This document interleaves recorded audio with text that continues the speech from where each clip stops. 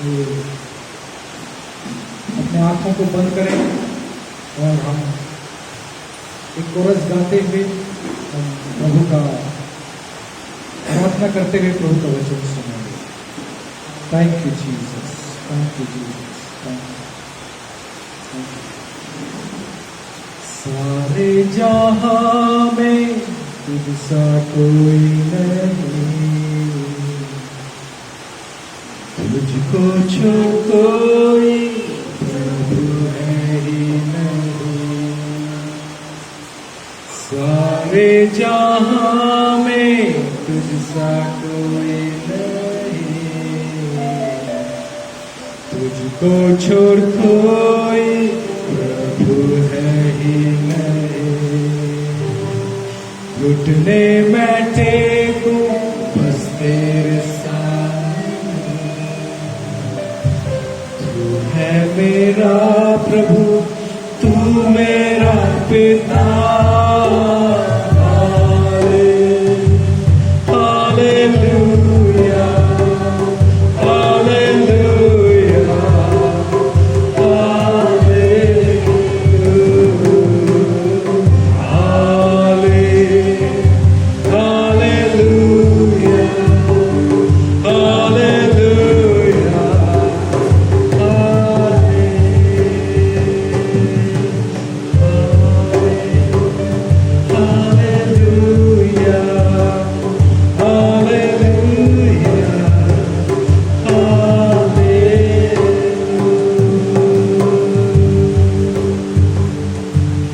प्रेमी पवित्र परमेश्वर पिता, इस समय हम तेरे वचनों को सुनते हैं।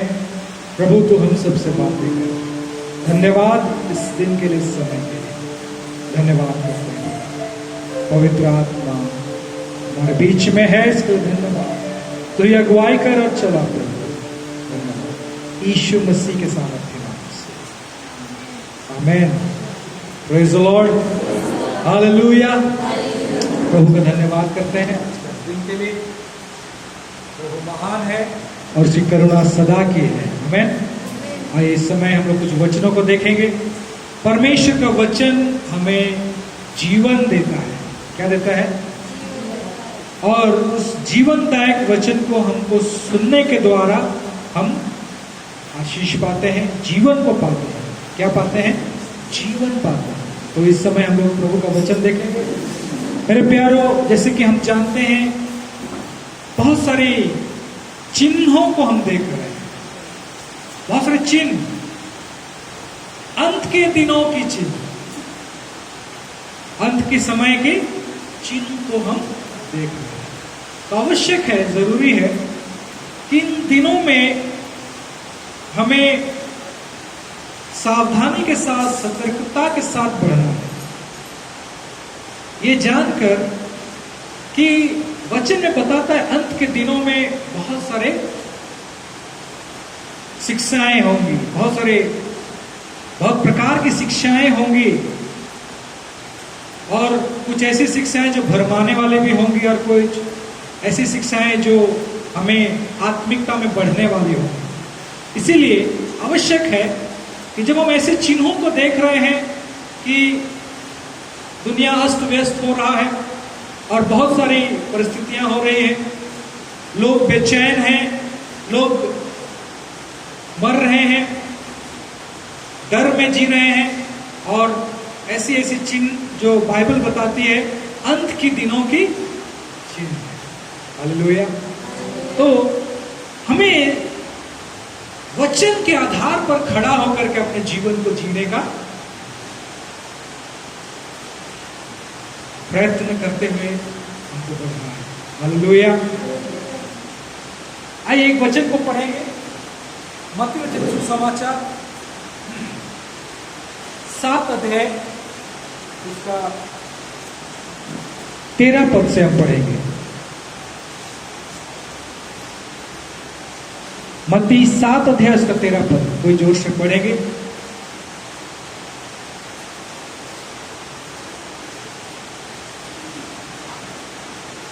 संकेत फाटक से प्रवेश करो, क्योंकि चौड़ा है वह फाटक और सरल है वो मार्ग जो विनाश को पहुंचता है। हाँ, सकेत फाटक में प्रवेश करो, क्योंकि चौड़ा है वह फाटक और सरल है वो मार्ग जो विनाश को पहुंचाता है।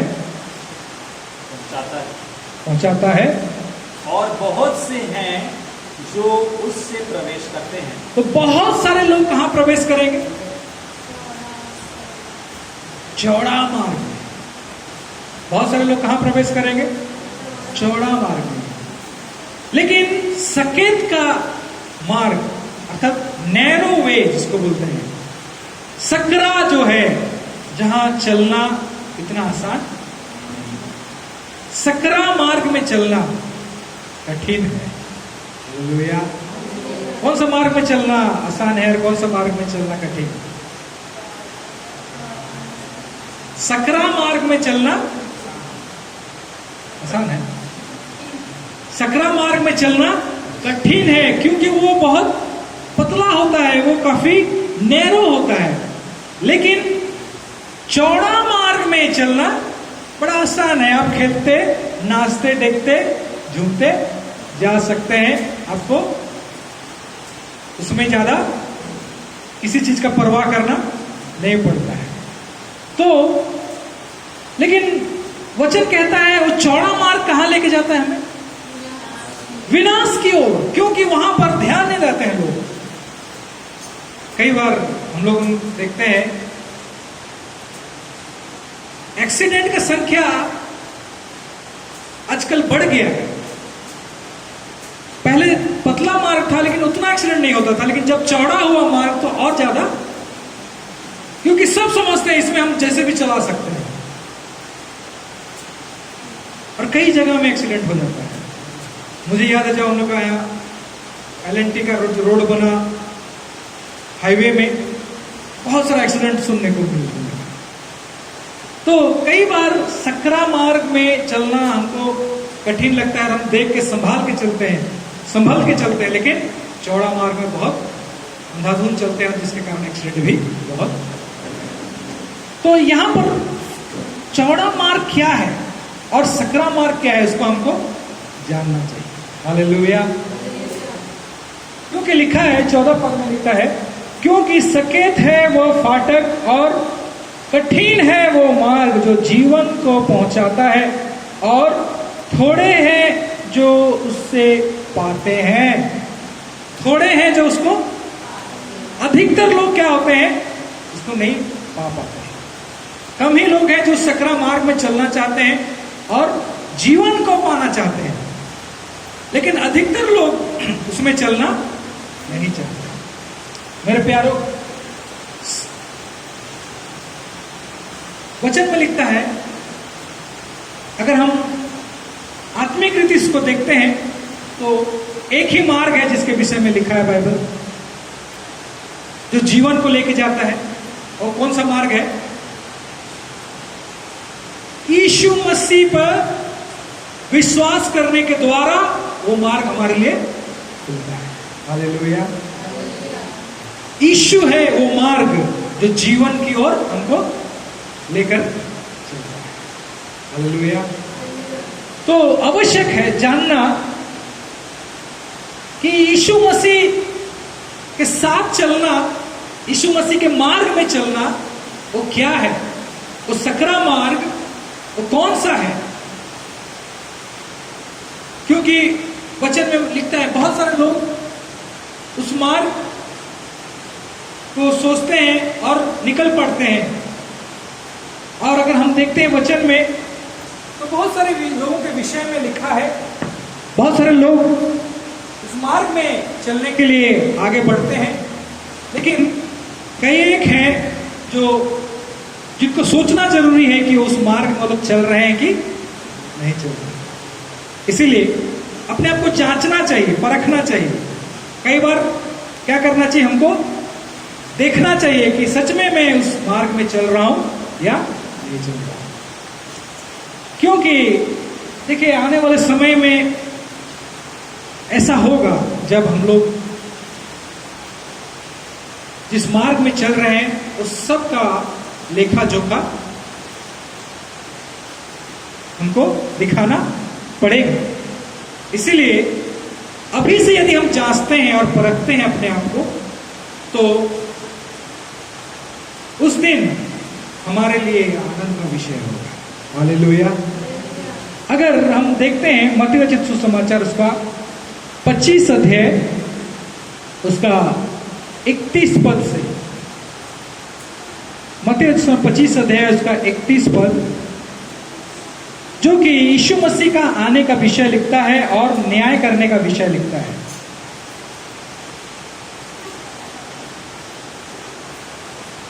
हम पढ़ेंगे 31 पद से, 25 का 31।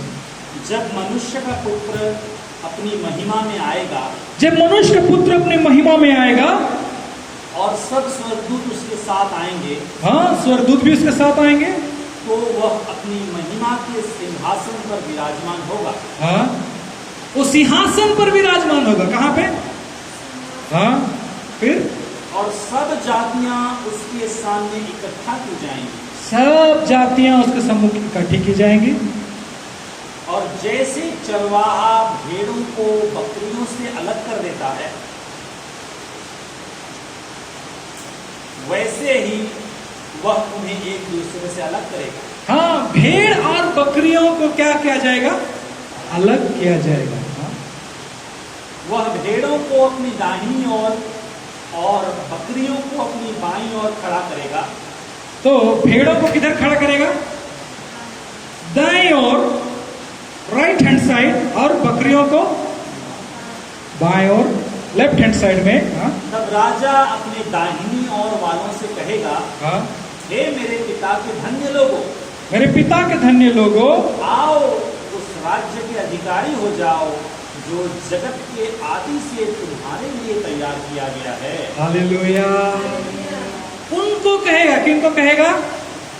जो लोग परमेश्वर के धन्य लोग, जो दाहिने ओर में है, राइट साइड में, जो भेड़ हैं, उनको कहेगा कि परमेश्वर के धन्य लोग आओ उस अनंत जीवन में शामिल होने के लिए जो तुम्हारे लिए तैयार किया गया है। और उसके बाद में अगर हम वचन में पढ़ेंगे तो फिर आगे भी हम देखेंगे तो समझ में आता है कि जो लोग बाएं ओर है, मतलब लेफ्ट हैंड साइड में है, उनके विषय में वचन में लिखता है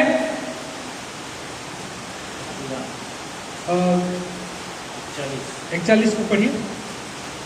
तब वह बाईं ओर वालों से कहेगा, हे शापित लोगों। हाँ, दो बातें हैं। एक तो एक जन को धन्य कह रहा है, धन्य लोगों, और दूसरे वाले क्या है? शापित लोगों। हाँ?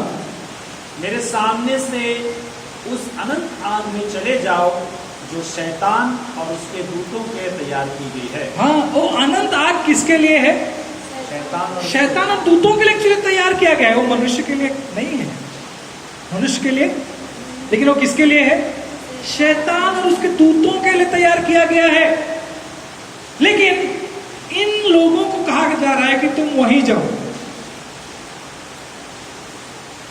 वहीं जाओ। हाँ, फिर क्योंकि हाँ, तो एक मिनट, तो यहां पर दो ग्रुप के लोग हैं, एक दहने और धन्य लोग हैं जैसा लिखता है, और दूसरे और श्रापित लोग। और निश्चय ही अगर हम इसको पढ़ते हैं तो हम जानने पाते हैं कि ये सब दोनों क्या हुए हैं? परमेश्वर के सम्मुख खड़े हुए, परमेश्वर के सम्मुख खड़े हुए हैं और उनको न्याय किया जा रहा है। और इन लोगों ने अपना अपना जीवन जिया है, अपना हिसाब से जीवन जिया है। और निश्चय ही ये लोग जब जीवन जी रहे हैं तो ये अगर हम इसको देखते हैं तो ये लोग वे हैं जो प्रभु को जानने वाले, मसीह को जानने वाले, या उसको प्रभु प्रभु कहने वाले, लोगों के विषय में भी इसको लिखता है। तो दोनों को न्याय किया गया, और जब दोनों को न्याय किया गया तो धन्य जिनको कहता है, जो दहने और है, उनके विषय में यीशु मसीह कहते हैं कि क्यों इनको अनंत जीवन में प्रवेश करने के लिए और आनंद मनाने के लिए उसके राज्य में निमंत्रित करते हैं। और वो कारण क्या है, पढ़ेंगे हम लोग, पढ़ते हैं 35 पद से। क्योंकि मैं भूखा था क्योंकि मैं भूखा था और तुमने मुझे खाने को दिया, तूने मुझे खाने को दिया, मैं प्यासा था मैं प्यासा था और तुमने मुझे पानी पिलाया, तूने मुझे पानी पिलाया, मैं परदेसी था मैं परदेसी था और तुमने मुझे अपने घर में ठहराया, और तूने मुझे अपने घर में ठहराया, मैं नंगा था मैं नंगा था और तुमने मुझे कपड़े पहनाए, तूने मुझे कपड़े पहनाए, मैं बीमार था मैं बीमार था और तुमने मेरी सुधि ली, और तूने मेरी सुधि ली, मैं बंदी गृह में था मैं बंदी गृह में था और तुम मुझसे मिलने आए। तुम मुझसे मिलने आए। तो ये लोग सब आश्चर्य हो जाते हैं कि कब हमने किया प्रभु, ऐसे कब किया। लेकिन यीशु मसीह कहते हैं, तुमने जब उन छोटे में से छोटे में के लिए किया, तूने मेरे लिए किया। हालेलुया।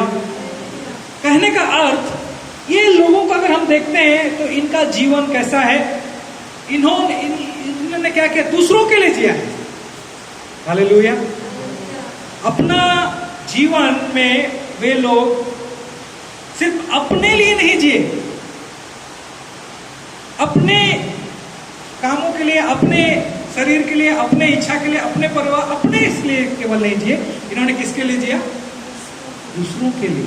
जब उन्होंने किसी को नंगा देखा उसको पहनाया, किसी को भूखा देखा तो खिलाया, किसी को बंदीगृह में देखा तो कोई बंदीगृह में था उसको मिलने के लिए गए, जो बीमार था उसको सेवा की। तो हम देखते हैं कि वे लोग का जीवन एक बदला हुआ जीवन है। कैसा जीवन है, उस जीवन हम फल देखते हैं। क्या देखते हैं, फ्रूट, फल। हाँ, ये वे लोग उन सब के लिए किए जिनको उन्होंने जरूरतमंद पाया। हालेलुया। परंतु वहीं पर दूसरे भाग के लोगों को जब ये बात पूछा गया कि तुम जो साबित, तुम जाओ उस शैतान और उसके दूत के लिए जहां जगह है तुम वहां जाओ, तो लोग पूछा, उनको बताएगा क्यों, कारण क्या दिया गया कि मैं भूखा था तुमने मुझे नहीं खिलाया, मैं बीमार था तूने मेरी सुधि नहीं ली।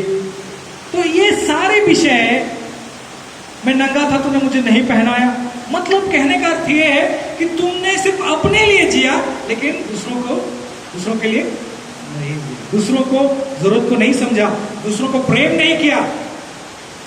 हालेलुया।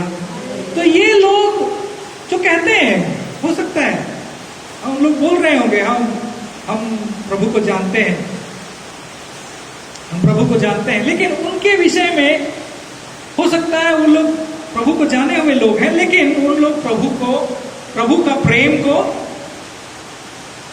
सही रीति से नहीं जाना, ना ही उन्होंने दूसरों से प्रेम किया।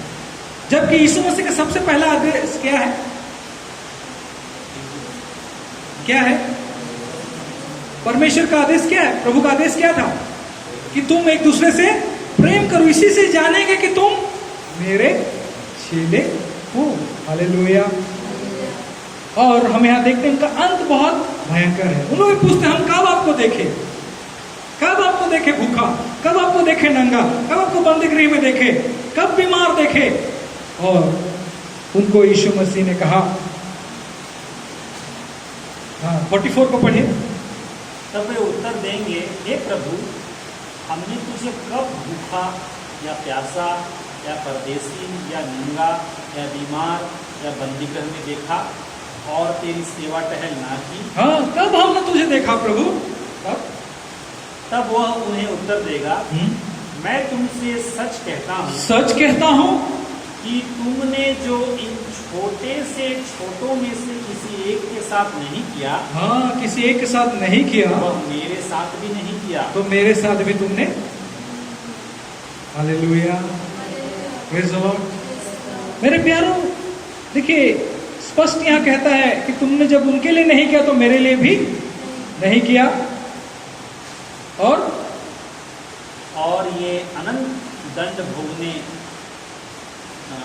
और ये अनंत दंड भोगेंगे, परंतु धर्मी अनंत जीवन में प्रवेश करेंगे। ये अनंत दंड भोगेंगे, परंतु जो धर्मी है वो अनंत जीवन में प्रवेश करेंगे।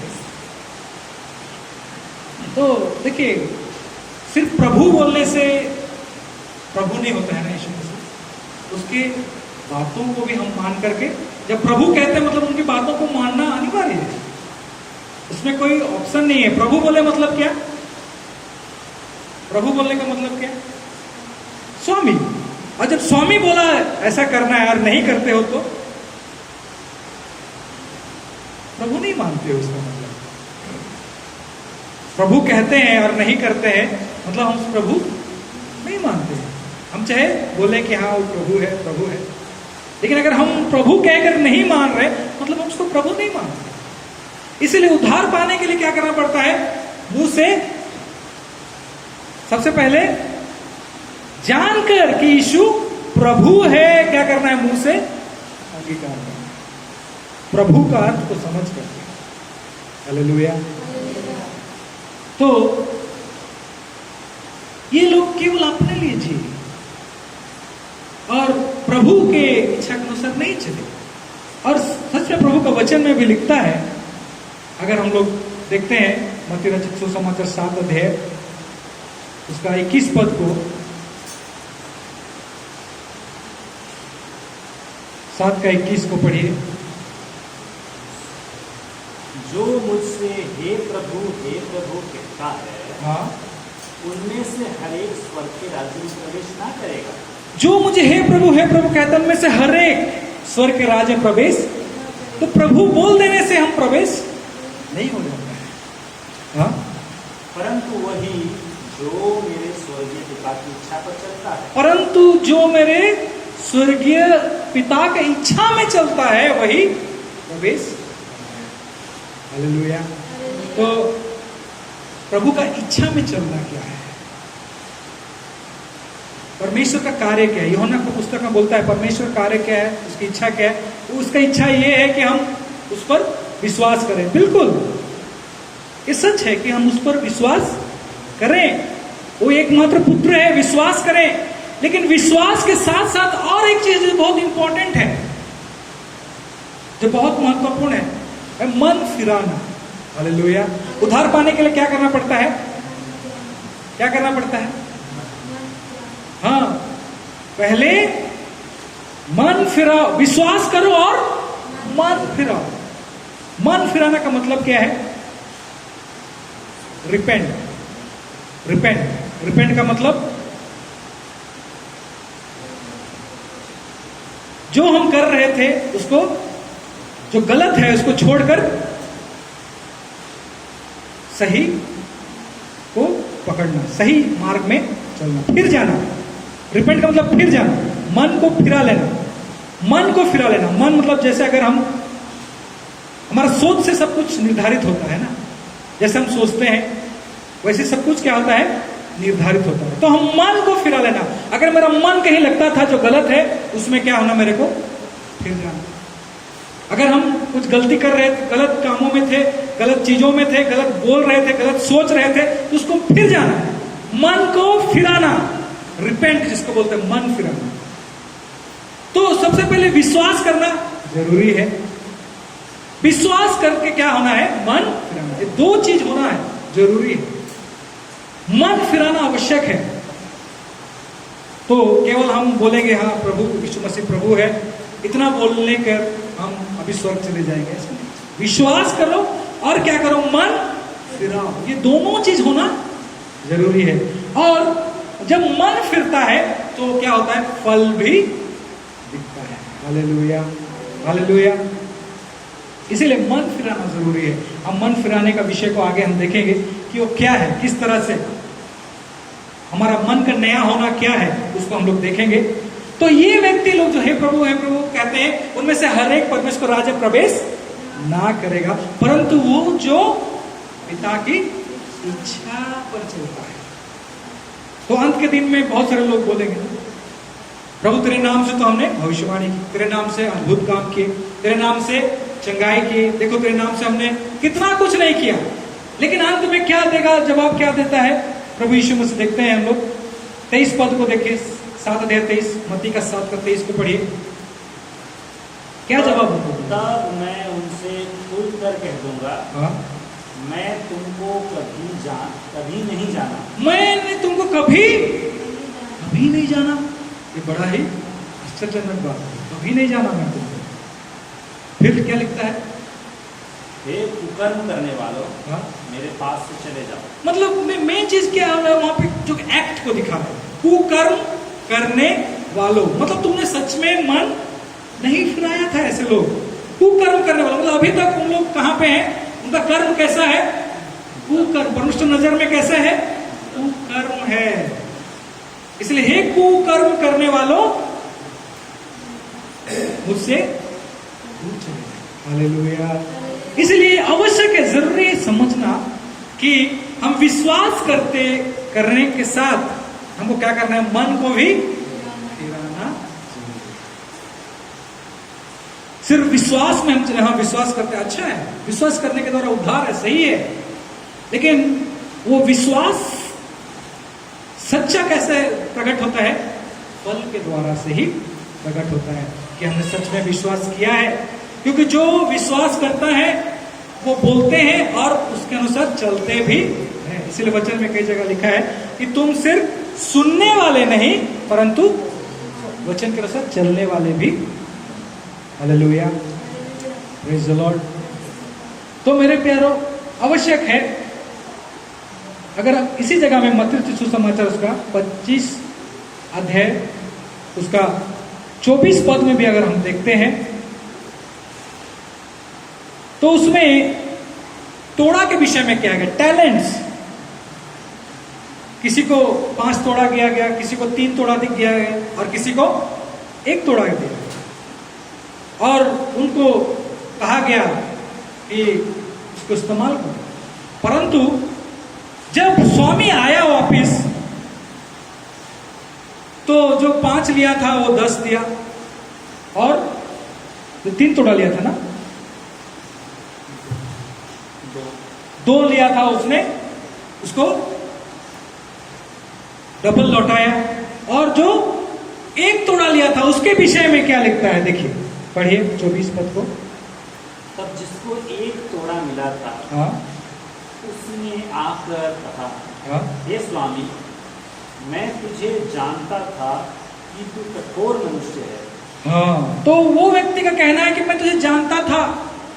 स्वामी को कह रहा है कि तू कठोर मनुष्य है, तू जहां कहीं नहीं बोता वहां काटता है, हाँ, और जहां नहीं छींटता वहां से बटोरता है। इसीलिए मैं डर गया, हाँ मैं डर गया, और जाकर तेरा तोड़ा मिट्टी में छिपा दिया। हाँ। देख जो तेरा है वह व्यर्थ है। तो इस व्यक्ति का अगर हम जीवन को देखें, उसके अंदर में टैलेंट्स था कि नहीं? टैलेंट्स था कि नहीं? हाँ, लेकिन उसको क्या किया? उसने इस्तेमाल नहीं किया, वो प्रभु के लिए इस्तेमाल नहीं किया, और जिसके कारण उसने उसको दबा के रखा रहा। और उसके विषय में भी यहाँ पे लिखता है कि जब स्वामी आता है तो वो उसको ला करके डर के मारे उसके पास आता है, उसको देता है, और वो कहता है कि मैं जानता था कि तू कठोर मनुष्य है। कहने का मतलब उसने स्वामी को समझने में बहुत जगह भूल कर दिया। क्या कर दिया? भूल कर दिया, वो समझ नहीं पाया स्वामी को।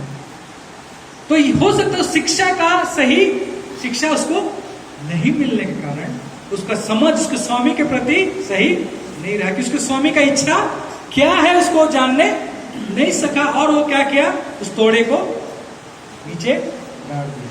वो डर के मारे जीता रहा, उसने नहीं जाना स्वामी की इच्छा क्या है। उसने रिस्क लेना नहीं चाहा, उसने दुख उठाना नहीं चाहा। और इस तरह से जब उसका स्वामी आया और जब समय आया उससे जो उन्होंने दिया था उसका वापस लेने का, उस समय में ये जो गाड़ा हुआ एक तोड़ा था उसको ला करके उसने उसको दिया। और ये सुन करके, ये देख करके स्वामी ने क्या कहा, पढ़िए 26 वर्ष। उसके स्वामी ने उससे उत्तर दिया, हे दुष्ट और आलसी दास, जब तू यह जानता था कि जहाँ मैंने नहीं बोया वहाँ से काटता हूँ और जहाँ मैंने नहीं छांटा वहाँ से बटोरता हूँ, तो तुझे चाहिए था कि मेरा रुपया शरारतों को दे देता, तब मैं आकर अपना धन ब्याज समेत ले लेता। इसलिए वह तोड़ा उससे ले लो और जिसके पास 10 तोड़े हैं उसे दे दो, क्योंकि जिस किसी के पास है उससे और दिया जाएगा और उसके पास बहुत हो जाएगा, परंतु जिसके पास नहीं है उससे वह भी जो उसके पास है ले लिया जाएगा। हालेलुया। तो स्पष्ट लिखता है, हे दुष्ट और आलसी दास, जब तू यह जानता था तो तूने ऐसा क्यों नहीं किया। मतलब जब तोड़ा उसने कुछ जो दिया है हमारे अंदर में, जो हमारे पास है, जो हमको करने का विषय है, जब हम नहीं करते हैं तो उसमें भी हम देखने पाते हैं कि इसका दंड कैसे हुआ, उसको बाहर फेंक दिया। जहां क्या है, हाँ, जहां अगर 30 पद को पढ़ते हैं तो निकम्मे दास बाहर के अंधेरे में डाल दो, जहां रोना और दांत पीसना। दांत पीसना कहां होता है, रोना कहां होता है? हालेलुया। तो बड़े सावधान रहना है हम लोगों को, क्योंकि प्रभु का वचन में ऐसी बातों को लिखा है। और अभी बहुत सारी शिक्षाएं हैं जो सिर्फ थियोरेटिकल चलती है, उसको अपने जीवन में प्रैक्टिकल बहुत कम हम देखने पाते हैं। सिर्फ बातों में हम लोग सुनते हैं, लेकिन सही शिक्षा ना होने के कारण हम फल देख नहीं पाते हैं, केवल सिर्फ बातों को हम देख पाते हैं। और आजकल की सेवकाई, अधिकतर सेवकाई में हम क्या देखते हैं, सिर्फ चिन्ह चमत्कार। हाँ, विश्वास करो, और जो कैरेक्टर होना चाहिए, स्वभाव होना चाहिए, वो नहीं दिखता है, परंतु सिर्फ चिन्ह चमत्कार, चंगाई, और कहीं कहीं प्रॉस्पेरिटी, अर्थात तुम कैसे संपन्न होगे, कैसे तुम कमाओगे, कैसे पढ़ोगे, तुम्हारा सिर्फ आशीष, कितना आशीष और आशीष पाओगे। सिर्फ इस संसार की चीजों को ज्यादातर फोकस में रखते हैं। इसीलिए अंत के दिन में बहुत सारे भविष्यवक्ता आएंगे, उनकी शिक्षाएं ऐसे होंगी, लोग कलीसिया में तो आएंगे, चर्च तो आएंगे, लेकिन वो सही वचन को सीखने नहीं पाएंगे और वो प्रभु के मार्ग को जानने नहीं पाएंगे और वो खो जाएंगे। और अंत में जब न्याय होगा तो बहुत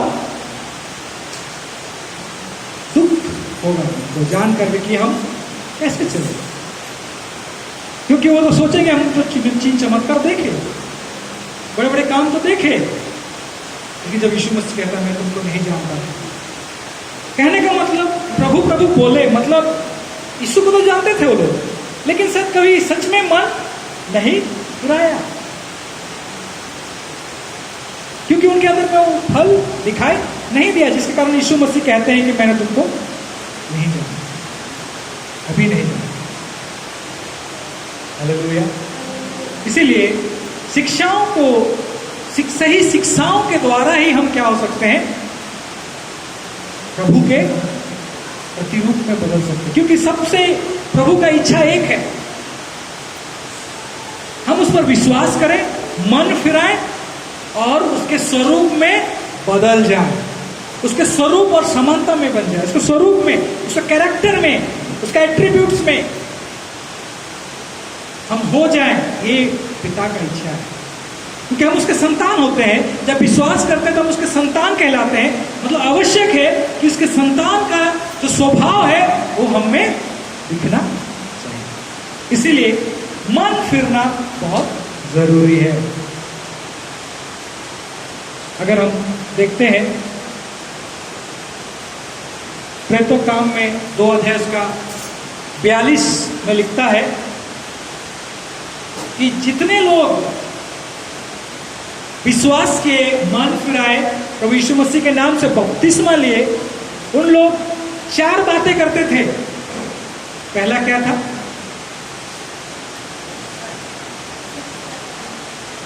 प्रेरितों से शिक्षा पाना। हालेलुया। क्या था? प्रेरितों से शिक्षा पाना। दूसरा, संगति रखना। तीसरा, रोटी तोड़ना। और चौथा, प्रार्थना में वो लोग लगे रहते थे। हालेलुया। तो शिक्षा अगर सही नहीं है तो सब चीज क्या हो जाएगा? गड़बड़।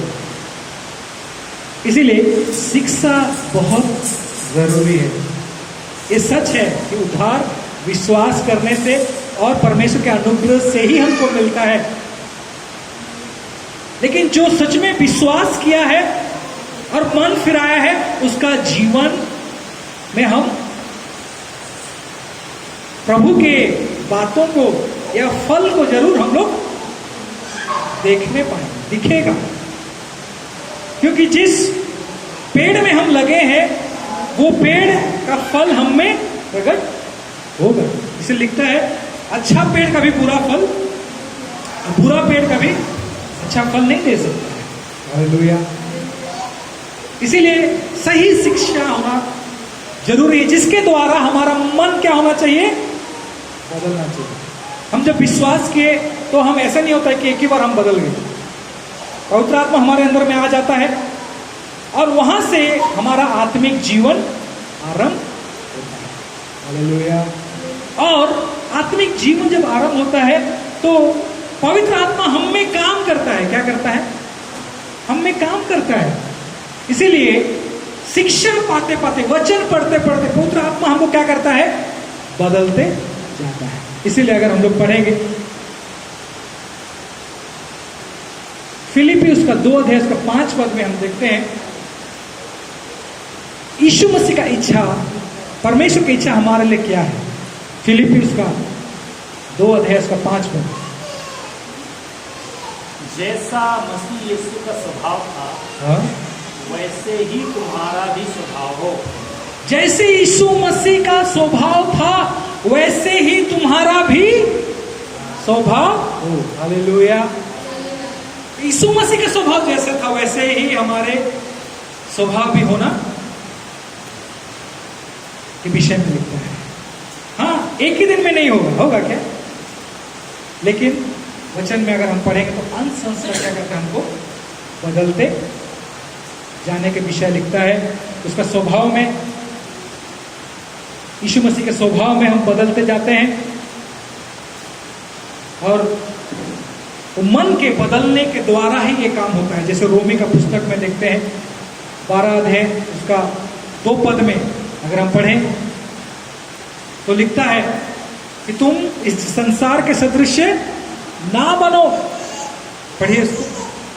तुम संसार के सदृश ना बनो, परंतु तुम्हारे मन के नए हो जाने से तुम्हारा चाल चलन भी बदलता तुम्हारा चाल चलन भी बदलता जाए, जिससे तुम परमेश्वर की भली और भांति और सिद्ध इच्छा अनुभव से मालूम करते रहो। हाँ, ताकि तुम भली भांति और सिद्ध इच्छा परमेश्वर का जो है इसको तुम अनुभव करने पाओ, जानने पाओ। तो मन के नए हो जाने से तुम्हारा चाल चलन बदलेगा। मन नया होना चाहिए। तो मन में काम होना आवश्यक है, जरूरी है। आपका मन में, आपका विचार में, सोच में, शिक्षा में सही शिक्षा होना बहुत जरूरी है, ताकि आपका मन नया होते जाए। तब जाकर के आपका सोच विचार बदलेगा। और जब सोच विचार बदलेगा तब आपका काम भी बदलेंगे, तो आपका फल भी प्रकट होगा। इसीलिए जब हम उद्धार पाते हैं, जब वचन विश्वास करते हैं, मन फिरा लेते हैं, तो सबसे आवश्यक है शिक्षा पाना। कई लोग शिक्षा पाने में अपने आप को समर्पित नहीं करते और जिसके कारण हो जाते हैं, भरमा जाते हैं। कई लोग गलत शिक्षा में पड़ जाते हैं और वे भी भरमा जाते हैं। इसीलिए शिक्षा बहुत जरूरी है। और अगर हम जैसे फिलिपी 2:5 में हम पढ़ रहे थे, वहां पे क्या, तो जैसे यीशु मसीह का स्वभाव है तुम्हारा भी हो जाए। हालेलुया। यीशु मसीह का स्वभाव अगर हम वहां पे देखते तो किस तरह का स्वभाव था। यीशु मसीह परमेश्वर होने के बावजूद क्या हुआ, अपने आप को नम्र किया, एक दास बनकर क्या किया, इस पृथ्वी में आया, रहा एक दास बनकर। और देखते हैं वो क्या हुआ, वचन में लिखता है कि वो ओबीडिएंट रहा, मतलब वो आज्ञाकारी रहा। हालेलुया। तो सबसे प्रेम किया, आज्ञाकारी रहा।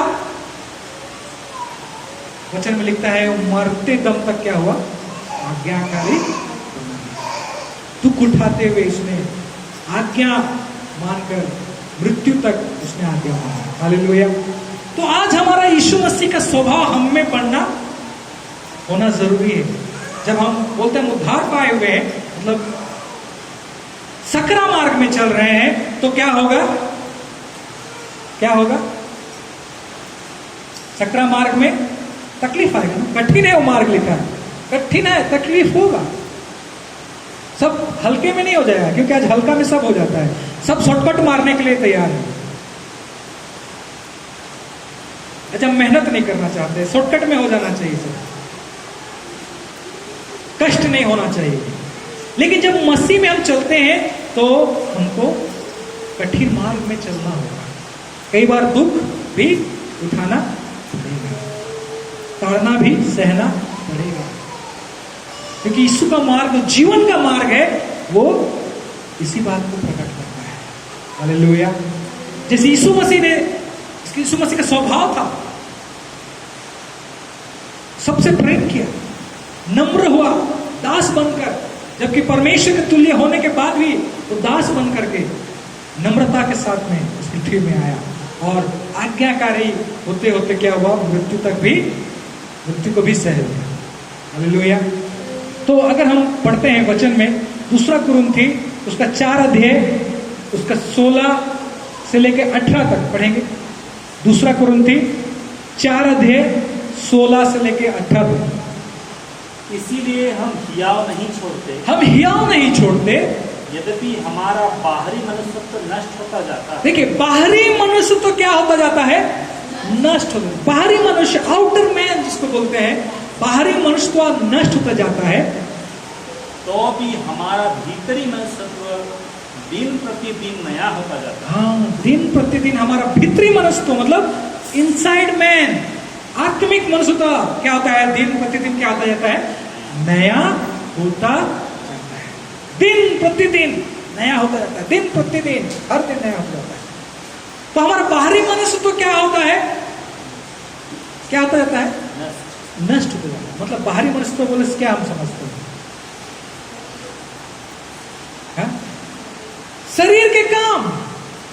देखिए, संघर्ष होता है कि नहीं, शरीर के काम संघर्ष होता है। शरीर के काम जो हम जब प्रभु को नहीं जानते थे और जब संसार में जीते थे, संसारिक सोच विचार में चलते थे, हमारा समझ संसारिक था, हम अपनी इच्छा में चलते थे, शरीर के अनुसार चलते थे, जो शरीर को अच्छा लगता था वो हम करते थे। शरीर के काम जब प्रभु को जानने के बाद क्या हो रहा है, शरीर के काम क्या हो रहा है, नष्ट होते जाता है। मतलब मान लीजिए आपको जहां जाने का मन करता था, अभी आपको आप प्रभु को जानने के बाद में अपने मन फिरा लिया है, तो आपको वहां जाना नहीं है, तो आपको संघर्ष होगा कि नहीं। जो आप देखना चाहते थे, अगर अभी देखना नहीं है, संघर्ष होगा कि नहीं। जो चीज आप बोलते थे, जैसे जीते थे, जैसे आप जिस रीति से चलते थे स्वार्थ में या फिर अपने इच्छा के अनुसार, जहां पर आपको सुविधा लगता था झूठ बोलने या झूठ बोलने से काम बन जाता था, आपको परिश्रम करना नहीं पड़ता था, या आपको अपने बोली से बोलने के द्वारा आप किसी को भी गाली दे देते थे या गंदे बातों को बोल देते थे, अपना भड़ास निकाल लेते थे, और उसको भी हम कंट्रोल करने लग रहे हैं। मतलब क्या कर रहे हैं? शरीर को संघर्ष कर रहे हैं। आपके शरीर में क्या हो रहा है? संघर्ष कर रहे हैं। आपका बाहरी मनुष्यत्व क्या हो रहा है? नष्ट होते जा रहा है। आप कंट्रोल कर रहे हैं, लेकिन आपका आत्मिक अंदरी मनुष्यत्व क्या हो रहा है? नया होते जा रहा है। हालेलुया। तो इसीलिए यहां पे लिखा है हमारी बाहरी मनुष्यत्व क्या होता जाता है? नष्ट होते जाता है। परंतु क्या हो रहा है? हम दिन प्रतिदिन हमारा नया मनुष्यत्व, जो अंदरी मनुष्यत्व है, वो क्या होते जा रहा है? नया होते जा रहा है। हालेलुया। Praise the Lord. इसीलिए हमको हियाव नहीं छोड़ना है। क्लेश होगा, परेशानी तो होगा, संघर्ष तो होगा, क्योंकि आप नए बनते जा रहे हैं। कुछ चीज जो होता है नया बनने के लिए, मान लीजिए सोना है, उस सोना को निकालने के लिए, उसको चोखा करने के लिए, उसको प्योर करने के लिए क्या करना पड़ता है? आग में डालना पड़ता है। उसको क्या करना पड़ता है? बहुत उसके ऊपर काम करना पड़ता है,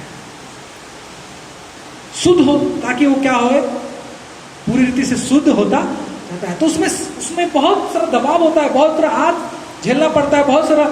वैसे ही जब हम प्रभु के स्वभाव में बदलते हैं तो क्या होगा? हमारा पुराना मनुष्यत्व क्या होगा?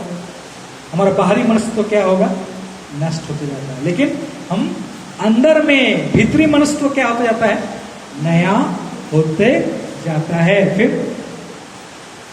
क्योंकि हमारा पल भर का हल्का सा क्लेश, हाँ, क्लेश होता है, हाँ, हमारे लिए बहुत ही महत्वपूर्ण और अनंत महिमा उत्पन्न करता जाता देखिए, है। ये क्लेश जो होता है उस समय में, दुख जो होता है उस समय, पीड़ा जो होता है उस समय में, क्या होगा? वो क्या करेगा? अनंत महिमा को लेकर के आएगा। हालेलुया। थोड़ा सा क्लेश, कोई हमको कुछ बोल देता है तो पहले के फटाक से रिएक्शन होता था। वो एक बात बोला तो हम 10 बात उसको सुनाते हैं, एक थप्पड़ मारा तो हम उसको ना जाने कितना उसके ऊपर जड़ देंगे। तो ये चीज तो क्या हो रहा है अभी? अगर वो लोग बोल रहे हैं फिर भी हम कंट्रोल में हैं,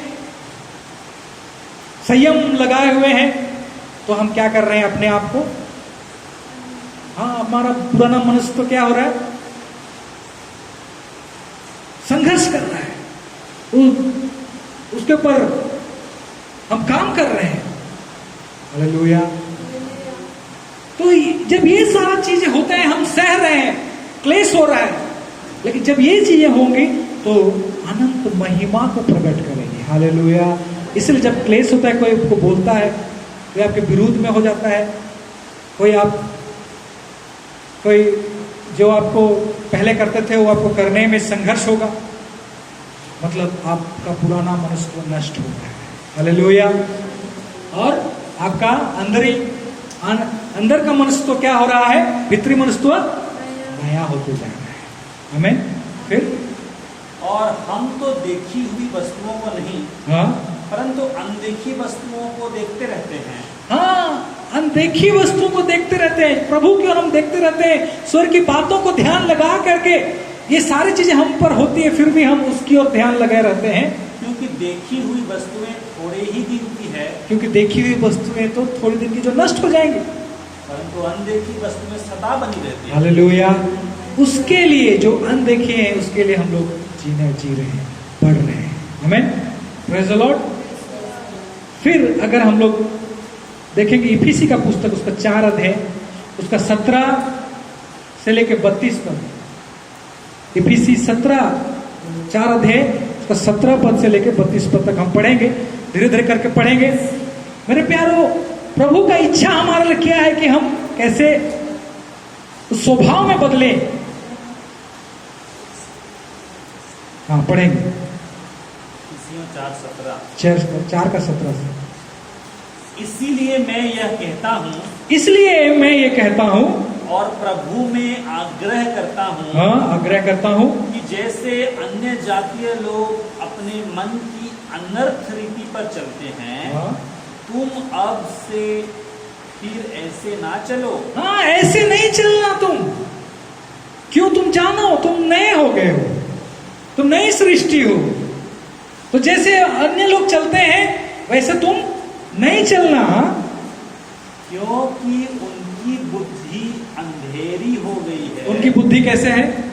अंधेरी हो गई है। और उस अज्ञानता के कारण हाँ जो उनमें है और उनके मन की कठोरता के कारण वे परमेश्वर के जीवन से अलग किए हुए हैं। देखिए, एक तो अंधेरी हो गई है, हाँ उनकी बुद्धि कैसी है? अंधेरी हो गई। और दूसरा क्या? अज्ञान। वो लोग को ज्ञान, आपको और मुझे ज्ञान हुआ है जीवन का मार्ग का, आपको और मुझे ज्ञान मिला है सत्य में कैसे चलना है, यीशु मसीह का स्वभाव का। इसीलिए वो तो अंधेरी बुद्धि है और अज्ञानता के कारण उनका मन कठोर हो गया है और वे उस जीवन से क्या हो गए हैं? परमेश्वर के जीवन से अलग हो गए हैं। फिर 18 तक बोलते हैं। हाँ पढ़िए आगे, 19। लास्ट पर 19 को पढ़िए।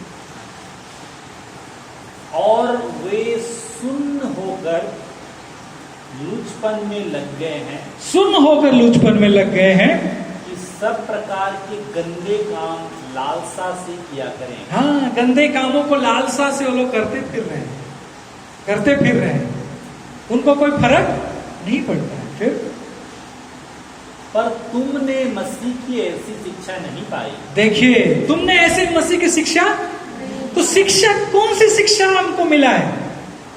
कौन सा शिक्षा हमको मिला है इसको जानना। ये मसीह की शिक्षा नहीं है। तो बहुत सारे लोग आज विश्वास में हैं, कहते हैं यीशु को प्रभु, लेकिन उनका जीवन में आज इन सारे कामों में वो अगर लिप्त है और चल रहे हैं, बढ़ते ही जा रहे हैं, और फिर भी वो यीशु को प्रभु प्रभु कह करके ही जी रहे हैं, उनका जीवन नहीं बदला, उनका स्वभाव नहीं बदला जैसे यीशु मसीह का होना चाहिए।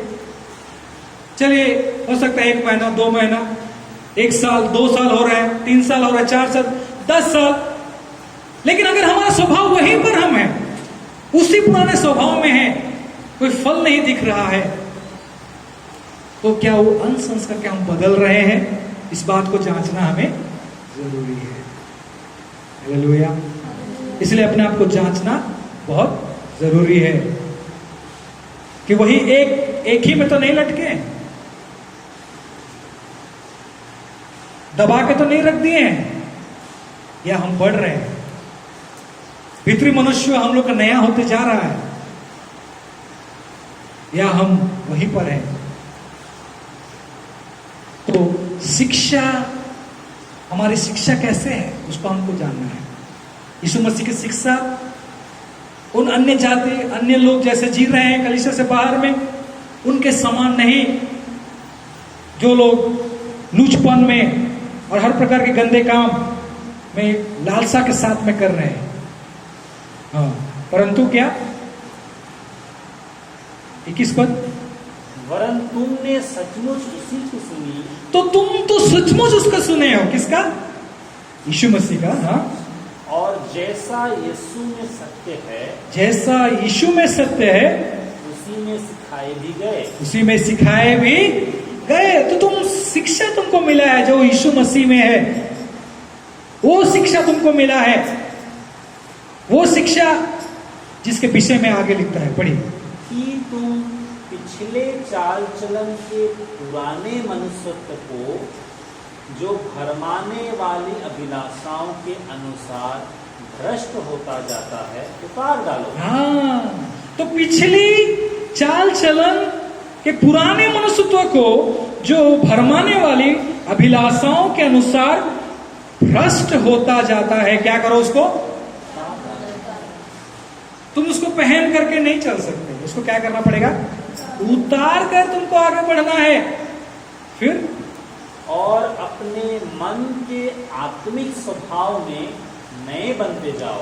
मन के आत्मिक स्वभाव में क्या होते जाना? तुम नए होते जाना है। हाँ, और नए मनुष्यत्व को पहन लो, नए मनुष्यत्व को पहन लो, जो परमेश्वर के अनुरूप, जो परमेश्वर के अनुरूप सत्य की धार्मिकता और पवित्रता में सृजा गया है। हालेलुया। जो सत्य की धार्मिकता और पवित्रता में सृजा गया है, तो उस नए स्वरूप को क्या करना है? पहनना है। और पुराने को उतार फेंकना है। पुराना के साथ नया मैच नहीं करेगा, नहीं चलेगा। नया दाखरस पुराना मस्के पे नहीं काम करेगा। नया कपड़ा पुराना कपड़ा में सिलाई नहीं किया जा सकता, तो फट जाएगा, नहीं चलेगा। हालेलुया। इसलिए पुराना स्वभाव को उतार दो, मसीह का शिक्षा जो है उसको लेकर के उसमें चलो। फिर इस कारण झूठ बोलना छोड़कर, हाँ, झूठ बोलते थे तो झूठ बोलना छोड़कर हर एक अपने पड़ोसी से सच बोले। अपने पड़ोसी से क्या करें? सच बोले, क्योंकि हम आपस में एक दूसरे के अंग हैं। हाँ, क्रोध तो करो, क्रोध तो करो, पर पाप मत करो। पाप मत करो। क्रोध में पाप मत करो। कुछ आप गलत देखते हैं तो क्रोध आता है? नहीं आएगा, गुस्सा तो आता है, लेकिन पाप नहीं हो जाना चाहिए। सूर्य संयम रहना चाहिए हम लोगों को, कि वो पाप में हम ना बदल जाए, वो क्रोध, वो गुस्सा। सूर्य अस्त होने तक तुम्हारा क्रोध ना रहे। हाँ, और किसी के प्रति हो सकता है आपने क्रोध किया, लेकिन सूर्य अस्त होते ही क्या होना चाहिए? वो किसी के प्रति जो गुस्सा है वो क्या होना चाहिए? खत्म, पकड़ के उसको नहीं रखना है। फिर और ना शैतान को अवसर दो। हाँ, शैतान को अवसर नहीं देना, क्योंकि शैतान इसी के द्वारा अवसर पाता है। शैतान को क्या मिलता है? अवसर। जब हम क्रोध करते हैं, जब हम झूठ बोलते हैं, उसी के द्वारा अवसर मिल जाता है हमारे जीवन में काम करने की। इसलिए सावधान, शैतान को अवसर ना दो। फिर चोरी करने वाला फिर चोरी ना करे, हाँ, चोरी करने वाला फिर चोरी ना करे, वरन भले काम करने में अपने हाथों से परिश्रम करे। भले काम करने में हाथों से परिश्रम करे, इसीलिए कि जिसे प्रयोजन हो उसे देने को उसके पास कुछ हो। देखिए, अब चोरी नहीं करके क्या करना बोल रहा है? परिश्रम करना। और परिश्रम क्यों करना बोल रहा है? कि तुम किसी को मदद भी, मतलब एकदम उल्टा हो गया। पहले छीन लेते थे, अब क्या बोल रहे हैं? हालेलुया। तो ये जो खुद के लिए सिर्फ जी रहे थे ना, पहले क्या कर रहे थे? हम स्वयं के लिए जी रहे थे, अपने स्वार्थ में, अपने लिए ही जी रहे थे। लेकिन यहां पर प्रभु की शिक्षा क्या है? दूसरों से प्रेम करो, दूसरों से प्रेम करो। हालेलुया। इसीलिए दूसरों पर गुस्सा मत करो। गुस्सा करते हैं तो वो पाप में नहीं बदलना चाहिए। गुस्सा तो करो, ठीक है, क्योंकि जहां आप गलत देखें तो गुस्सा आएगा, लेकिन क्रोध पाप में नहीं बदल जाना चाहिए। पाप मत करो। अभी गुस्सा, इतना गुस्सा कि कुछ भी कर डालते हैं, बाद में बोलते हैं अरे ऐसा क्यों किया, कुछ भी बोल देते हैं, कुछ भी कर लेते हैं। तो ऐसा नहीं होना है, संयम रखना है। हालेलुया। तो दूसरों के लिए यहाँ पे जीने के विषय को हम देखते हैं। हाँ, फिर कोई गंदी बात तुम्हारे मुंह से ना निकले। हाँ, कोई गंदी बात तुम्हारे मुंह से ना निकले। कई बार दोहरा जीवन हो जाता है, चर्च में कुछ और बाहर में। जब बाहर वालों के साथ में होते हैं तो चलेगा, कुछ भी बोलना कुछ भी बोलते रहते हैं, कुछ भी करते रहते हैं। इसलिए कई बोलते हैं चर्च आने से दूत और बाहर में भूत हो जाए। ऐसा नहीं होना है। तो कई लोग गंदे गंदे बात बोलते हैं, कलीसिया आने के बावजूद कई लोगों का जो पुराना स्वभाव नहीं, गंदे गंदे बात होता है। तो ये गंदे बातों को नहीं बोलो, फिर तुम्हारे मुंह में ऐसे बातें ना निकले। फिर पर आवश्यकता के अनुसार, जरूरत के अनुसार, आवश्यकता के अनुसार वही निकले जो उन्नति के लिए उत्तम हो, जो दूसरों का उन्नति के लिए उत्तम हो। हालेलुया। जो उन्नति के लिए उत्तम होना चाहिए। फिर ताकि उससे सुनने वालों पर अनुग्रह हो। हालेलुया। ताकि सुनने वालों पर क्या हो, ये भी दूसरों को विषय को देख करके ही यहां पर आज्ञा दिया जाता है। दूसरों का भलाई, दूसरों का उन्नति, उनके ऊपर अनुग्रह, अपने लिए ही सोच विचार यहां पे। हालेलुया। फिर और परमेश्वर के पवित्र आत्मा को शोकित मत करो। हाँ, पवित्र आत्मा को ना शोकित करो, जिससे तुम पर छुटकारे के दिन के लिए छाप दी गई है। हाँ, छुटकारे दिन के लिए तुमको छाप दी गई है। क्योंकि जब जब तुम गलत करते हो, जब जब तुम ऐसी बातों को करते हो, तो कौन शोकित होता है? पवित्र आत्मा शोकित होता है। हम जब विश्वास के पवित्र आत्मा हमको दिया गया है, और जब हम ऐसे कामों को करते हैं तो पवित्र आत्मा शोकित होता है। फिर सब प्रकार की कड़वाहट और प्रकोप और क्रोध और कलह और निंदा और सब बैर भाव समेत तुमसे दूर किए जाएं। हाँ, देखिए, सब प्रकार का कड़वाहट, किसी के प्रति आपके मन में कड़वाहट है, दूर करो। क्या करो? प्रकोप, क्रोध, कलह, निंदा, बैरभाव, सब कुछ या बोलो उनको दूर करो। उनके अपने दिल में ये सब चीज को मात्र किसी के प्रति, मैं फिर बोल रहा हूं, किसी के प्रति, अपने घर वालों के प्रति, बाहर वालों के प्रति, किसी के कड़वाहट किसी के प्रति मात्र। फिर एक दूसरे पर कृपालु, एक दूसरे पर कृपालु और करुणामय हो। करुणामय हो। और जैसे परमेश्वर ने मसीह में तुम्हारे अपराध क्षमा किए, जैसे परमेश्वर मैंने मसीह में तुम्हारा अपराध क्षमा किए, वैसे ही तुम भी एक दूसरे के अपराध क्षमा करो। हाँ, वैसे ही एक दूसरे का अपराध भी क्या करो। कुछ लोग बहुत, जब लोग बोलते ऐसे मेरे साथ क्या, हम कभी भूल नहीं सकते, क्षमा नहीं कर सकते, माफ नहीं कर सकते। नहीं, मसीह में है, आप पहले जानो, आपने जो पाप किया, आप जब विश्वास किया, आपने क्षमा मांगा, तो आपका पाप क्षमा हुआ कि नहीं? तो आपको भी जरूरी क्या है, आपको भी क्षमा करना आवश्यक है। हालेलुया। हाँ, इसीलिए सबके पाप अपराध को भी तुम क्या करो, एक दूसरे के पाप को क्या करो, क्षमा, क्योंकि तुमको क्षमा मिला है, तुम भी क्षमा करो। हालेलुया। फिर पढ़िए आगे 5 अध्याय का 1 से पढ़ते जाइए। इसीलिए प्रिय बालकों के समान परमेश्वर का अनुकरण करो। प्रिय बालकों के समान क्या करो? परमेश्वर का, हाँ, उसके बच्चे हो तुम, इसीलिए उसके समान अनुकरण करो। बालकों के समान, परमेश्वर के बालकों के समान अनुकरण करो। उसके बच्चे हो तुम, उसके संतान हो तुम, ये जान करके तुम उसका अनुकरण करो। फिर और प्रेम में चलो। प्रेम में चलो, कैसे चलो?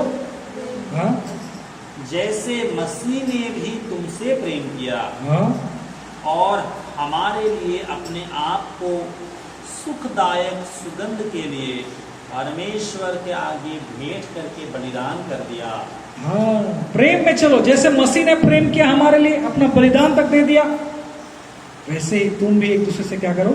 प्रेम करो। फिर जैसा पवित्र लोगों के योग्य है, जैसे पवित्र लोगों के योग्य है, वैसा तुम में व्यभिचार और किसी प्रकार की अशुद्ध काम या लोभ की चर्चा तक ना हो। हाँ, तुम्हारे अंदर व्यभिचार ना हो, और ना ही कोई अशुद्ध काम की ऐसी बातें तुम में चर्चा ना हो।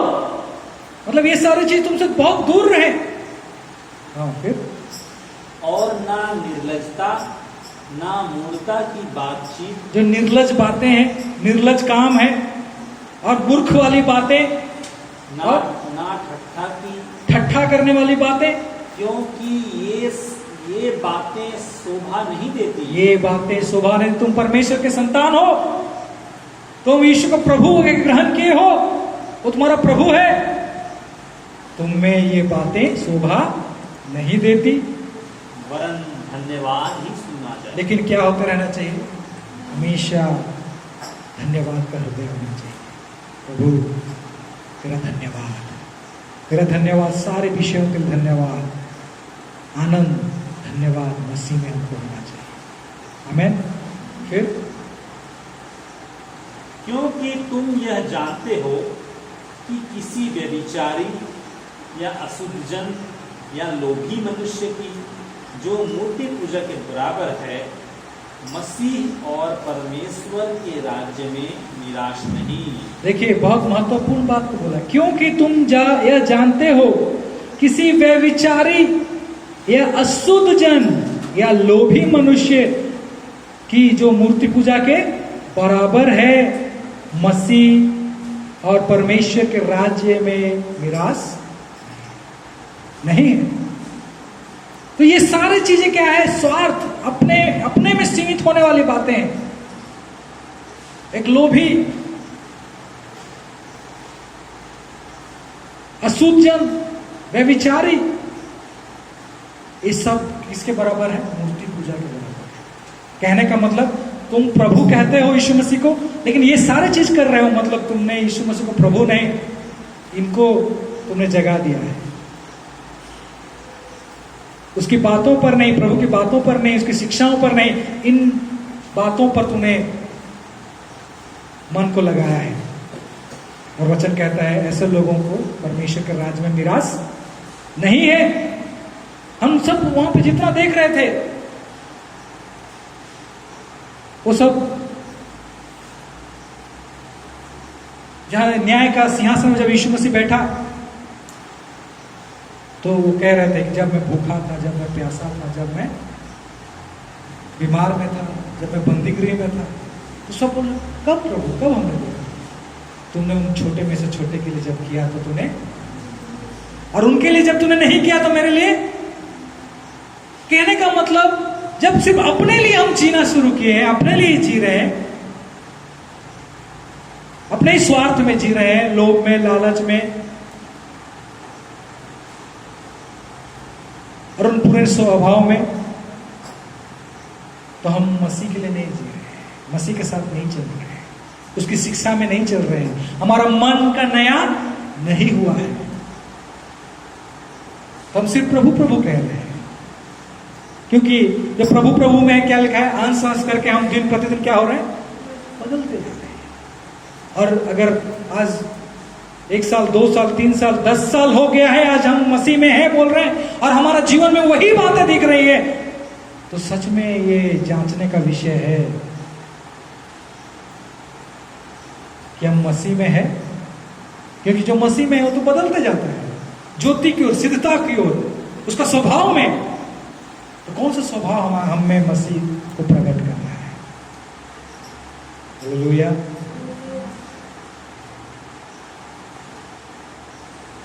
फिर 6 पद, कोई तुम्हें व्यर्थ बातों से धोखा ना दे, तुम्हें व्यर्थ बातों से धोखा ना दे, क्योंकि इन्हीं कामों के कारण परमेश्वर का क्रोध आज्ञा ना मानने वालों पर भड़कता है। हाँ, परमेश्वर क्रोध भड़कता है आज्ञा नहीं मानने वालों को ऊपर। ऐसे ऐसे कामों करते रहते हैं, परमेश्वर क्रोध भड़कता है लिखा है।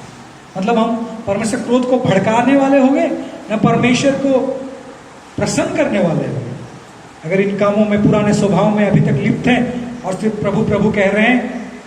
हम कलीसिया आते जाते हैं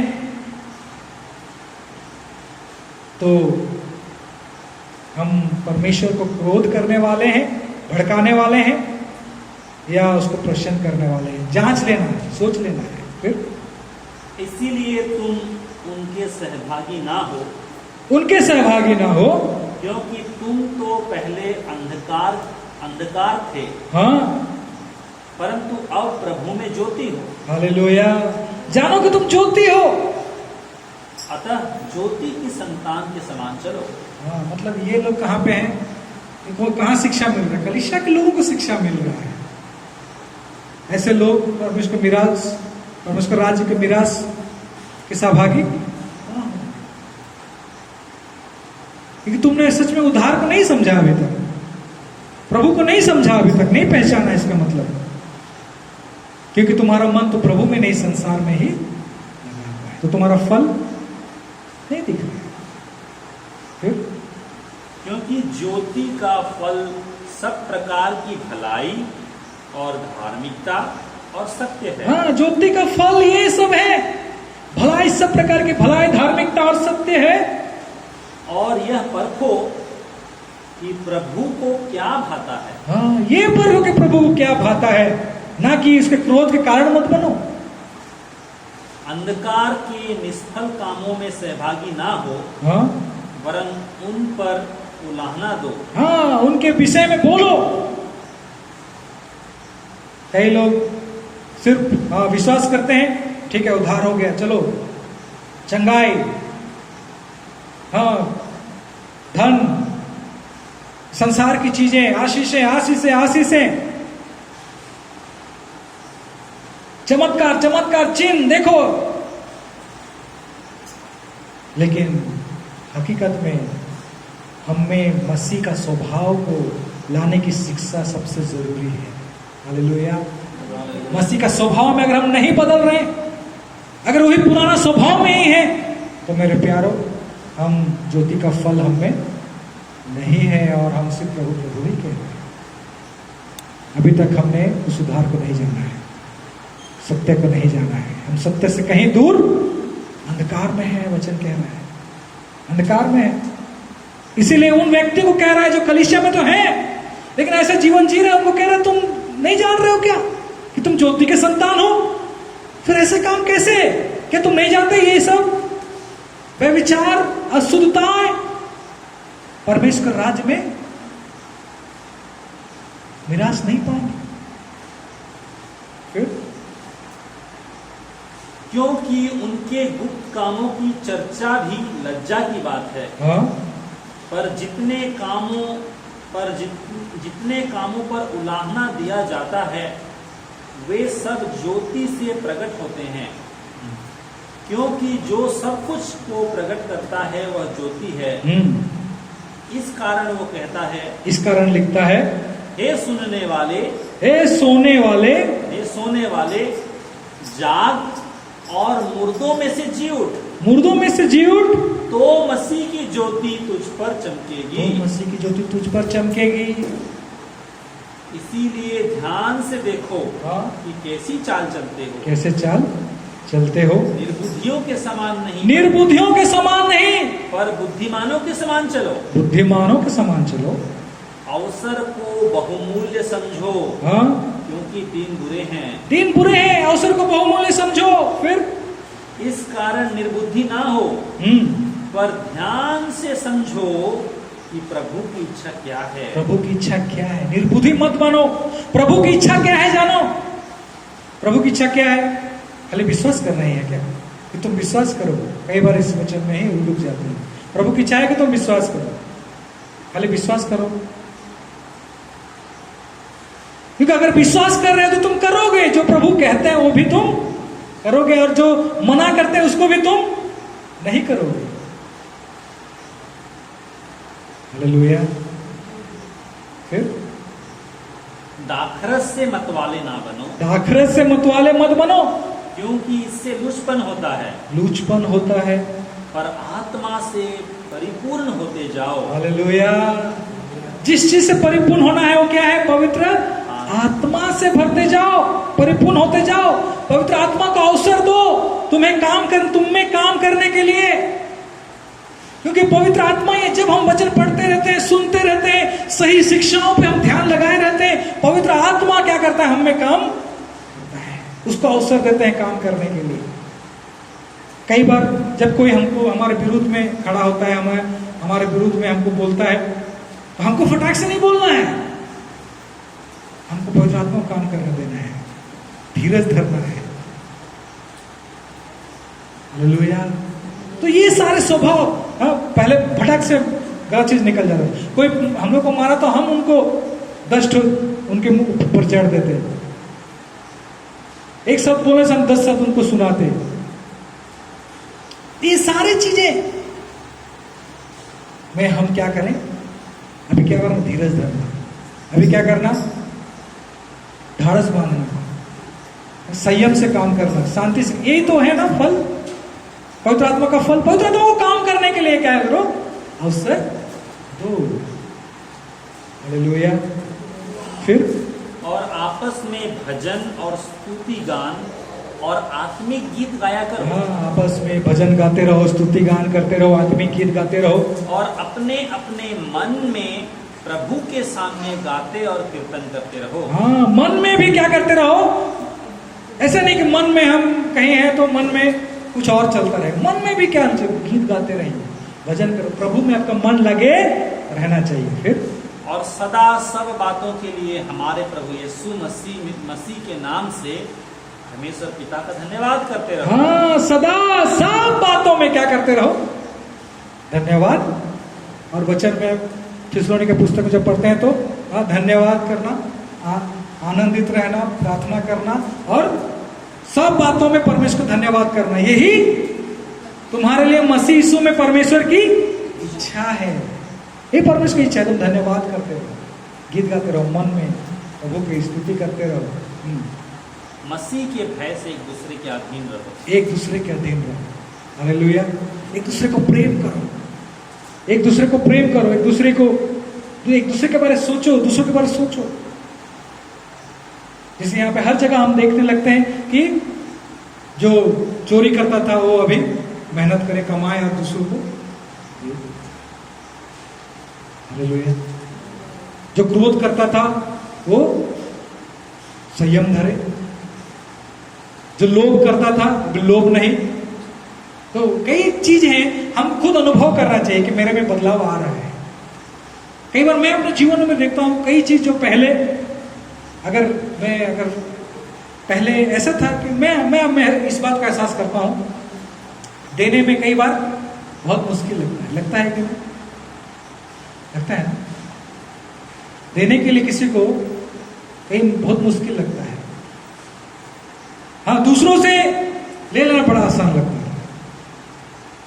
कहीं भी जाते हैं दूसरा खर्चा करना चाहिए, हमसे पैसा निकलना मुश्किल।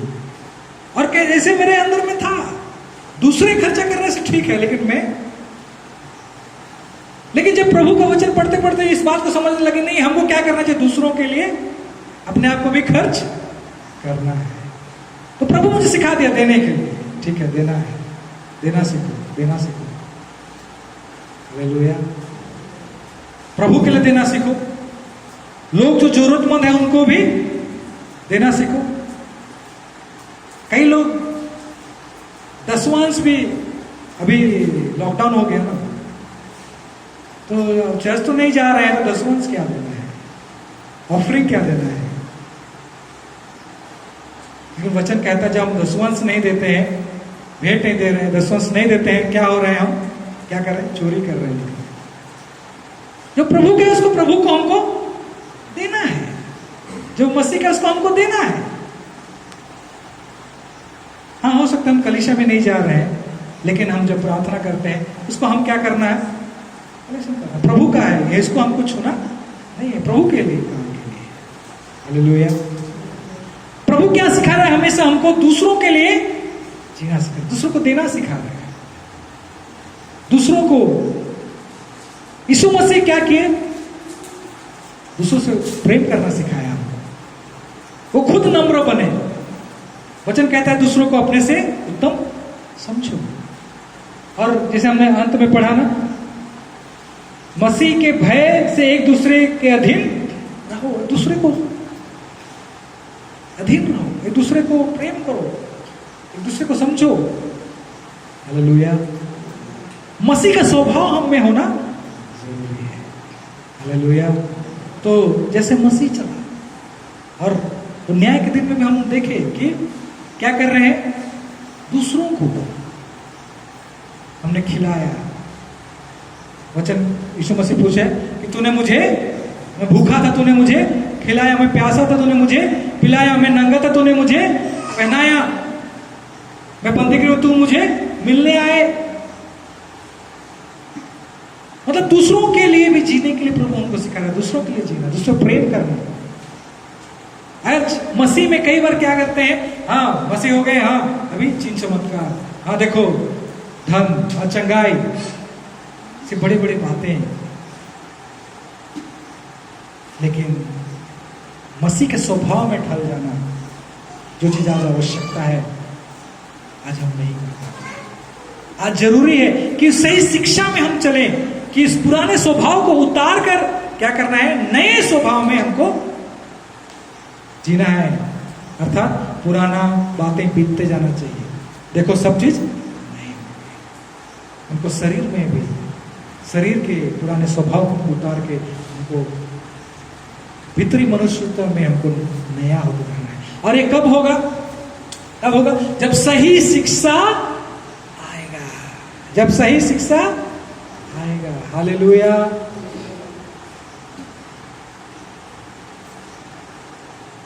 इसीलिए अभी भरमाने वाले बहुत सारे शिक्षाएं होंगी, बहुत भविष्य वक्ताएं होंगे जो बहुत सारे गलत गलत शिक्षाओं को देंगे और भरमा देंगे। वजह कि एक व्यक्ति को, जिसको कि मसीह में, मसीह के स्वरूप में बदलना है, उसके चरित्र में, उसके कैरेक्टर में, उसके स्वभाव में बदलना के वजह संसार चीजों को कैसे पाना है और संसार में कैसे उन्नति करना है, बढ़ना है, उन्हीं बातों पर मन लगाएंगे और वो भरमा जाएंगे। अंत में बोलेंगे अरे चमत्कार तो हो रहा था, इतने तो चमत्कार हुआ, प्रभु है प्रभु, लेकिन यीशु कहेगा मैं तुझे हे कुकर्म करने वाला। हालेलुया। मेरे प्यारे, हम उद्धार पाए हैं, हमको जानना है कि हम मसीह में क्या होते जाते हैं, बदलते जाते हैं, वो हमें वो फल दिखता जाएगा। हालेलुया। क्योंकि वचन में लिखता है, मत्ती सुसमाचार 7 अध्याय उसका 15 पद से लिखता है, कैसे हम पहचानते हैं एक व्यक्ति को, झूठा भविष्यवक्ता या सही भविष्यवक्ता कैसे हम पहचानते हैं? उनके फल को देख करके। हालेलुया। पढ़ेंगे मत्ती 7 अध्याय 15 पद से। झूठे भविष्यवक्ताओं से सावधान रहो। हाँ, उनसे सावधान रहो, जो भेड़ों के वेश में तुम्हारे पास आते हैं, हाँ, परंतु अंतर में वे फाड़ने वाले भेड़िए हैं। हाँ, वो भेष बदल के आते हैं, लेकिन अंदर में क्या है? फाड़ने वाले भेड़िए हैं। उनके फलों से तुम उन्हें पहचान। कैसे पहचानोगे उनको? उनके फलों से तुम जानोगे। हाँ, क्या लोग झाड़ियों से अंगूर या ऊंट कटारों से अंजीर तोड़ते हैं? हाँ, इसी प्रकार हरेक अच्छा पेड़ अच्छा फल लाता है, अच्छा पेड़ अच्छा फल लाता है, और निकम्मा पेड़ बुरा फल लाता है। निकम्मा पेड़ बुरा फल लाता है। हालेलुया।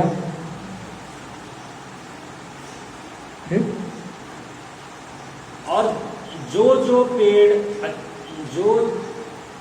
अच्छा पेड़ बुरा फल नहीं ला सकता, हाँ, अच्छा पेड़ कभी बुरा फल नहीं ला सकता, और ना निकम्मा पेड़ अच्छा फल ला सकता। हाँ, निकम्मा पेड़ कभी अच्छा फल नहीं ला सकता।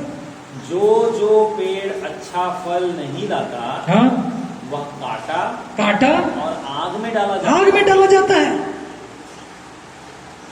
इस प्रकार उनके फलों से तुम उन्हें पहचान लो। तो जो पेड़ निकम्मा है, अच्छा फल नहीं लाता, तो काटा जाता है और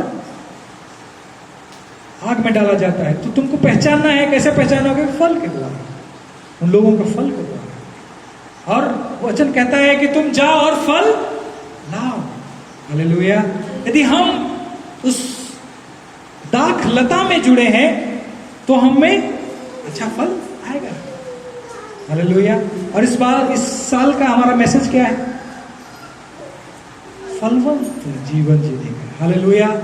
तो फल जो परमेश्वर हमको देखना चाहता है, यीशु मसीह कहता है तुम मुझ में बने रहो और मैं तुम में। यदि तुम मुझ में बना ना रहो तो तुम कोई भी फल अपने से तुम कुछ भी नहीं कर सकते। तो मसीह में हम जुड़े हैं तो उसका स्वभाव हम में आना ही होगा, आएगा ही। इसीलिए जब वचन कहता है फल से हम जानेंगे, तो हमको जानना है कि हमको अपने आप को भी जांचना है कि हम मसीह का फल हम में दिखता है या नहीं। Hallelujah, praise the Lord. इसलिए मेरे प्यारों, ये सारी विषय इस बात को दिखाते हैं, जिताते हैं कि हम सही है, विश्वास करते हैं, विश्वास के द्वारा अनुग्रह से हमारा उद्धार हुआ है, लेकिन मन फिरा बोल के सबसे पहले यीशु मसीह ने प्रचार किया। हालेलुया। और मन जब फिरेगा और हमारा मन नया होता जाएगा, कैसे नया होगा? उसकी शिक्षाओं के द्वारा, सीखते सीखते सीखते तो वचन पढ़ते पढ़ते, सुनते सुनते, पवित्र आत्मा हमें जब काम करेगा तो वो फल भी प्रकट। आमीन। तो बहुत सारे लोग धोखे में रहेंगे, गलत शिक्षाओं में रहेंगे, उनको लग रहा है कि हम तो उद्धार पाए हुए हैं, लेकिन अंत में बहुत भयंकर परिणाम हो सकता है। इसीलिए क्या करना? जांचना, परखना। Praise the Lord. प्रभु चाहता है कि हम पुराने स्वभाव को उतार दें और नए स्वभाव, नए मसीह का स्वभाव को पहनकर जीवन जिए, क्योंकि भेड़ और बकरियों का क्या होगा? अलग किया जाएगा। Praise the lord, hallelujah. मेरे प्यारों, प्रभु सबको आशीष करे और हम सब मिल करके प्रभु के स्वभाव में बनते जाएं। पवित्र आत्मा को हम अवसर दें, हर परिस्थिति में उसके वचनों को पढ़ते या सही शिक्षाओं में बढ़ते हुए प्रभु के लिए जीवन जिए। प्रभु हम सबको आशीष करें। आमीन। Praise the Lord. इस समय हम लोग भेंट लेंगे। मेरे प्यारों, जैसे कि मैं वचन में भी बोल रहा था बीच में, कि हमें जो मसीह का, जो परमेश्वर का है, उसको परमेश्वर को देना है। हमारा दसवां अंश हो, जो भी हमको प्रभु ने आशीष किया है, उसमें से ऑफरिंग हो, दसवां अंश हो, हमको प्रभु को देना है जो परमेश्वर का है। और जब हम उसमें से देते हैं तो जो हमारा होता है, प्रभु उसको पवित्र करता है और वो हमारे लिए आशीष का कारण होता है। अन्यथा वचन कहता है कि हम उसके भाग को लूटते हैं। इसलिए आइए हम इस समय अपना भेंट और दसवां अंश सब प्रभु के सम्मुख में हम लेकर के आए। एक गीत गाएंगे।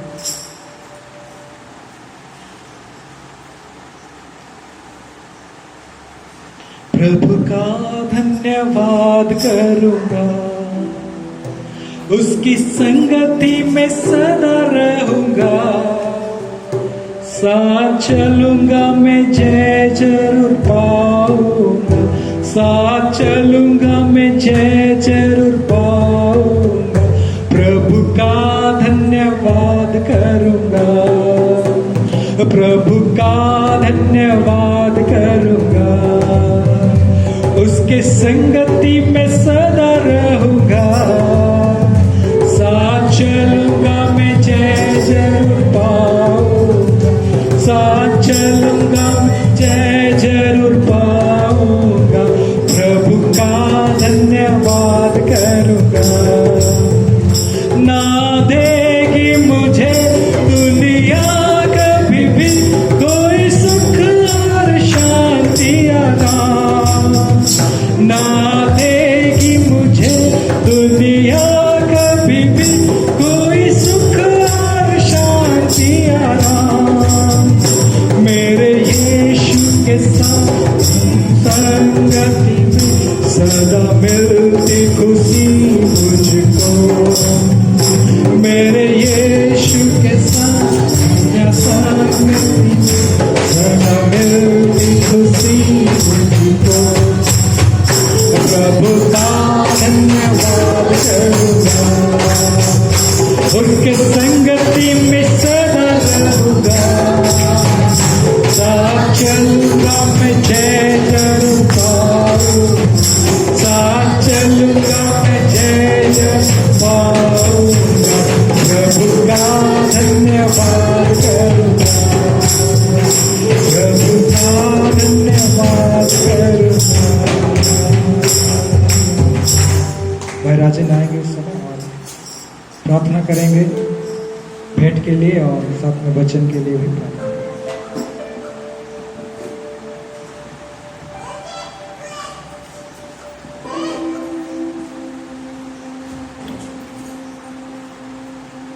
पवित्र महान सामर्थ्य परमेश्वर प्रभु जी, धन्यवाद करते हैं जो वचन मिला है उसके लिए हम धन्यवाद करते हैं परमेश्वर प्रभु जी। हाँ प्रभु, जैसा आपका स्वभाव है वैसा हमारा स्वभाव होने पाए। हाँ प्रभु, सचमुच में आप तो मनुष्य का जीवन बदलने वाले परमेश्वर हैं। हाँ प्रभु, वही बदलाव हमारे जीवन में दिखे। हाँ प्रभु, हमारा भीतरी मनुष्यत्व प्रतिदिन नया होता जाए और लोग देखें और जानें कि हाँ, ये व्यक्ति नया हो गया है। हमारा जीवन में यीशु मसीह दिखने पाए, ऐसा अनुग्रह करिएगा। हाँ प्रभु जी, हर एक व्यक्ति जो हर्ष से अपने आपके लिए भेंट दिए प्रभु, उन सबको आशीष करिएगा पिता परमेश्वर। यीशु मसीह के नाम में मांगते हैं।